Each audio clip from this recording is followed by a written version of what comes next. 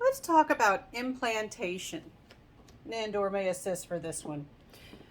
All right, so implantation. This is a very important step during pregnancy.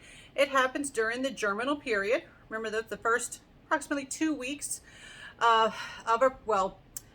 first 2 weeks after conception.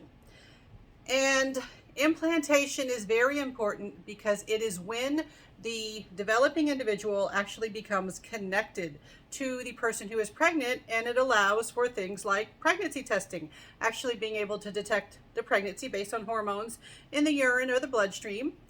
And so when does implantation happen? Between 7 to 10 days after conception. And with implantation, one very important element is that you want it to happen in the uterus, and that's usually where it happens. The uterus has an endometrial lining that it's been forming during the menstrual cycle. I think he's ready to get down now. Are you ready? You done? Now that I'm talking science, you're done with me. I'm not spending enough time petting him. All right, so implantation. You want it to happen in the uterus. One thing about the uterus is it has the capability of stretching, of accommodating the growth of that developing individual. And the uterus does have this endometrial lining. When someone has a menstrual period, that is what is shed, what is sloughed off, and has to be disposed of, essentially, when there is a menstrual period. And also the placenta is forming, and you don't have a fully functioning placenta and umbilical cord yet, but those things are starting to form. But the endometrial lining is this perfect optimal place and the usual place for implantation. Implantation may or may not actually happen in the uterus. Sometimes it happens outside the uterus, and that's where we have a special situation called an ectopic pregnancy. Now, an ectopic pregnancy is not a desirable situation because, unfortunately, other than inside the uterus, you don't have the stretchy optimal surface for implantation to occur. Implantation could occur in the fallopian tubes, it could occur on the ovaries, it could even occur on the outside of the uterus. And you might be thinking, well, how would that even happen? So let's back up a little bit. All right, so if you're familiar with the female reproductive system, all right, you got your uterus and your fallopian tubes, a left and right fallopian tube, and a left and a right ovary. And the ovaries are where ovulation happens, and that ovum has to make it into the fallopian tubes, and that's typically where you have fertilization happening. Well, the thing is, the fallopian tubes are not directly connected to the ovaries.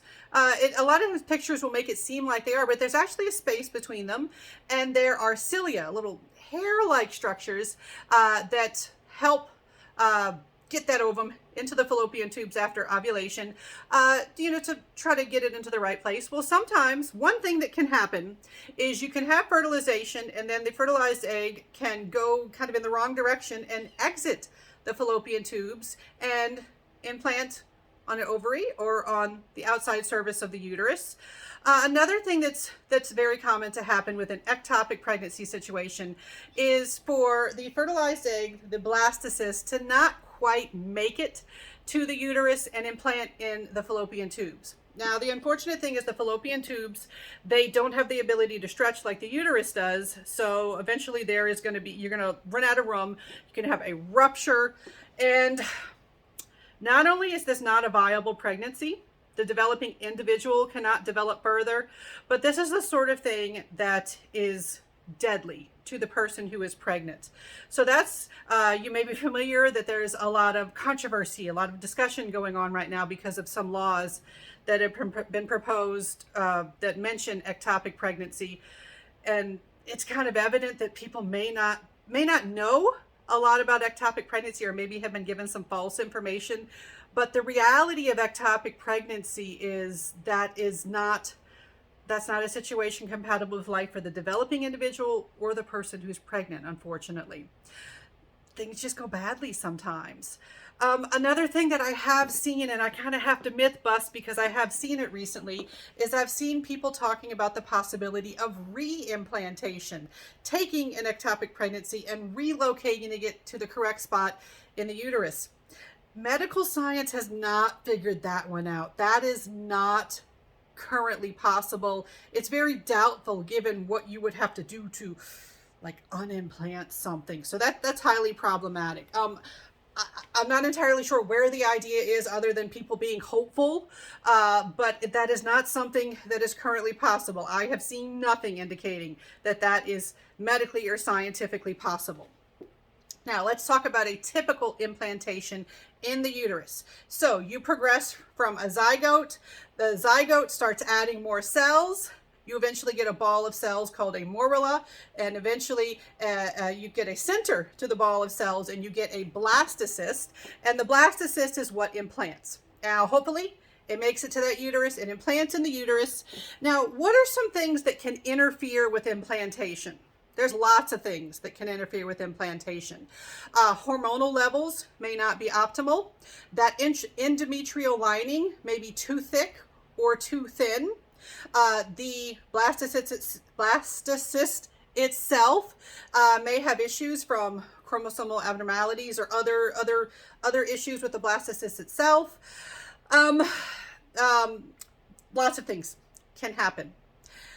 This is why we have a situation that's often surprising to students, where the majority of conceptions do not result in a pregnancy that makes it past implantation.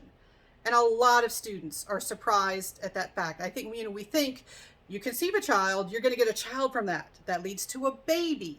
Pregnancy is complicated. I mean, that is a huge understatement. Pregnancy is complicated. Conception is complicated. All the stuff with the genes and the chromosomes that we talked about. The journey of that developing individual from fertilization to implantation is difficult. It's complicated. Implantation is complicated. Complicated processes have the opportunity to go badly, right? So 60% of implantation attempts fail. And when I ask about this on tests, students very often get this wrong, not necessarily because they didn't look at it, not because they didn't read the material, not necessarily because they didn't pay attention, but it's like they flip it around in their head because it just feels like that shouldn't be the case. But that is the reality. For in vivo conceptions, in vivo means within the body, for in vivo conceptions, only 40% make it as far as implantation, a successful implantation, which is only about 7 to 10 days into the pregnancy since conception, using the system where we started at conception. For an in vitro fertilization, all right, where we actually have a controlled medical process and we fertilize it outside the body and then we transfer it into someone's body. One thing that kind of bothers people who work with IVF or who get IVF is a lot of times when people talk about IVF, they'll say, oh, they fertilize the egg outside of the person's body and then they implant that into their uterus. You can't make something implant. What you actually do is you place it in the uterus. You transfer it to the uterus, but you can't use implant like as a verb. You can't make implantation happen. For in vitro fertilization, as highly controlled of a process as it is, you have a 70% rate of failed implantation. All right, so it's not as good as in vivo, all right, for a variety of reasons that, it's too much for this video. All right, folks. All right, so I want you to be familiar with implantation, that it is not a guaranteed, simple, straightforward type of process. I want you to know, for my students, make sure you know when it happens, the basics of what's going on. Once you've got implantation, you can get a positive pregnancy test.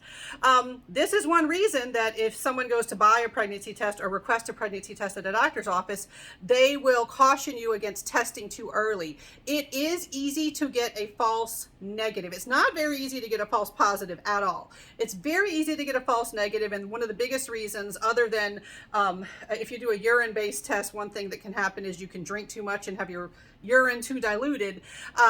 But other than that, a big thing is being too early.